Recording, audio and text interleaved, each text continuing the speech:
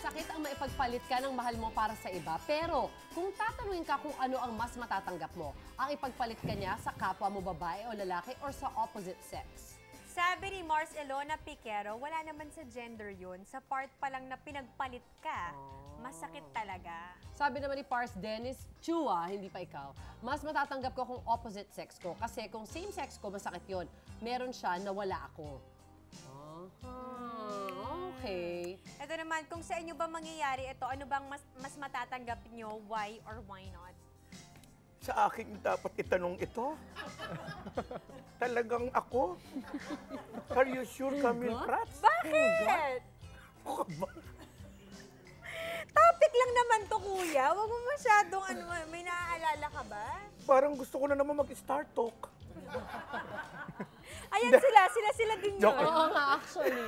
Anyway, parang mas masakit kung kapwa babae siguro. Oo, okay. Parang, di ba? Parang all this time, Oo, yun pala ang nasa puso niya. Oo, parang ngayon mo lang na-discover pala na hindi pala gayang gusto mo, girl. Mas masakit yun. Parang Okay. you felt betrayed, eh, no? Oo, dahil di ba? More than sa Times panloko. 2. Ikaw ba naranasan mo na yun? Times 2. Wala, hindi naman. Pero Ano mas- either or, sa akin kasi, pareho ring severe na, wala Pain. naman sa severity nung pain yun eh.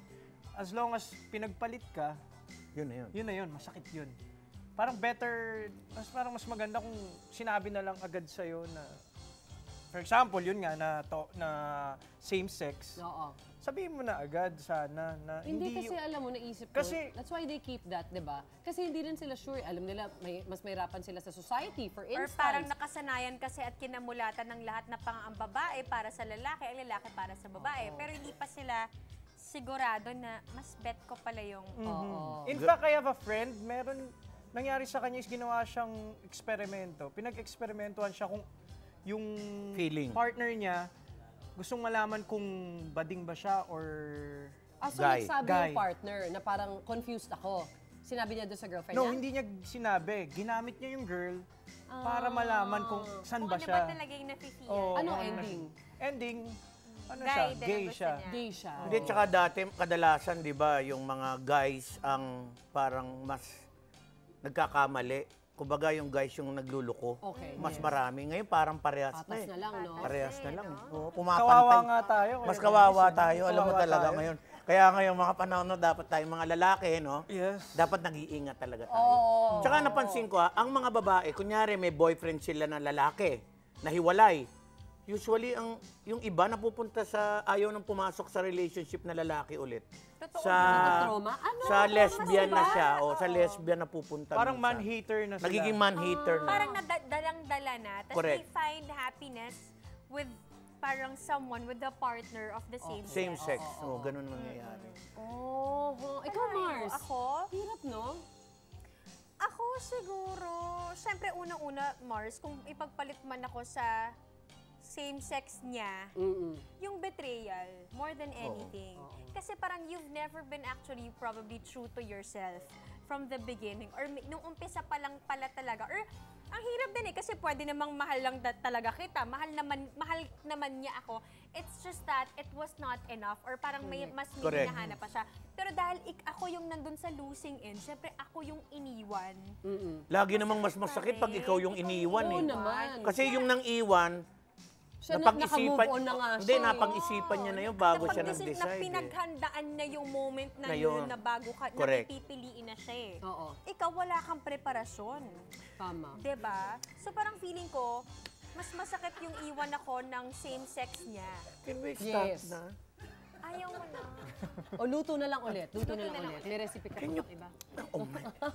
Hindi, joke. Ikaw ate! Ako, siguro, I think yung unang-una kong gagawin after ko mahimatay, pag natauhan na ako. Himas-masang ka na. Oo, Yes. di ba? Sino kayo? Ang tawag dito is, parang siguro isipin ko yung mga times na parang, may mga moments ba na parang bumigay siya, tapos napapansin ko, tapos In-ignore mo lang. ini-ignore ko lang kasi parang, Oh, wala deny. naman Deny yun, ka. di ba?